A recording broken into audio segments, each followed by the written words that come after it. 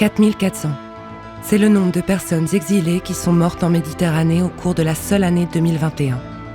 Chaque année, un grand nombre de personnes exilées y perdent la vie. Pourtant, porter assistance est une obligation. Mais les États européens ont choisi de se défausser. Au cœur du problème, l'Union européenne qui a arrêté son dispositif de secours en mer et qui, depuis 2017, sous-traite à la Libye la responsabilité des sauvetages. Résultat, les gardes-côtes libyens interceptent les personnes exilées pour les empêcher d'atteindre l'Europe en les ramenant vers la Libye et ses centres de détention où violence, humiliation et torture sont monnaie courante. Certains États membres pratiquent du harcèlement administratif et juridique contre les ONG intervenant en mer, allant jusqu'à les accuser d'être hors la loi et même de collusion avec les passeurs.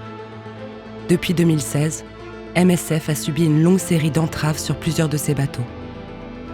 Depuis mai 2021, MSF navigue à bord de son propre bateau en Méditerranée centrale, le Géo Barents. L'équipage mène une surveillance à la jumelle pour repérer les embarcations à proximité et utilise également les signalements d'alarme faune, un numéro d'urgence que les exilés peuvent appeler quand ils sont en détresse en mer. Dès qu'un bateau est géolocalisé, la course contre la montre commence.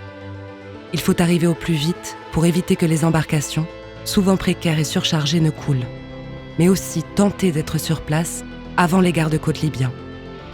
Arrivé à côté du bateau à secourir, il est primordial de s'approcher doucement pour éviter de le faire chavirer. C'est le médiateur culturel qui donne les consignes sur le déroulé du sauvetage en anglais, mais aussi en arabe ou en français, selon les besoins. En même temps, l'équipe détermine quelles personnes doivent être évacuées en priorité. Les naufragés sont souvent épuisés, euphoriques et terrifiés. Un cocktail d'émotions qu'il faut savoir gérer pour ne pas mettre leur vie en péril. Les sauvetages peuvent durer entre 1 et 5 heures selon les conditions météo, le nombre de personnes à secourir et leur état physique et psychique. Les rescapés sont ensuite ramenés à bord du Géo Barents. Avec ses 77 mètres de long, le bateau peut accueillir jusqu'à 500 personnes. Une fois à bord, les personnes sont toutes examinées par un médecin.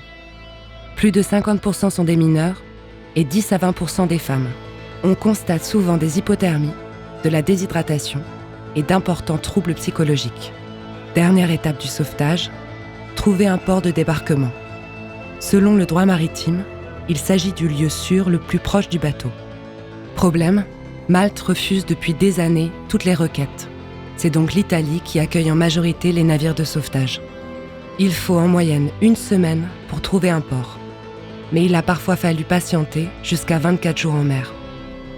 Malgré une guerre d'usure qui perdure contre les ONG et leurs navires, MSF reste mobilisé pour secourir les exilés en Méditerranée.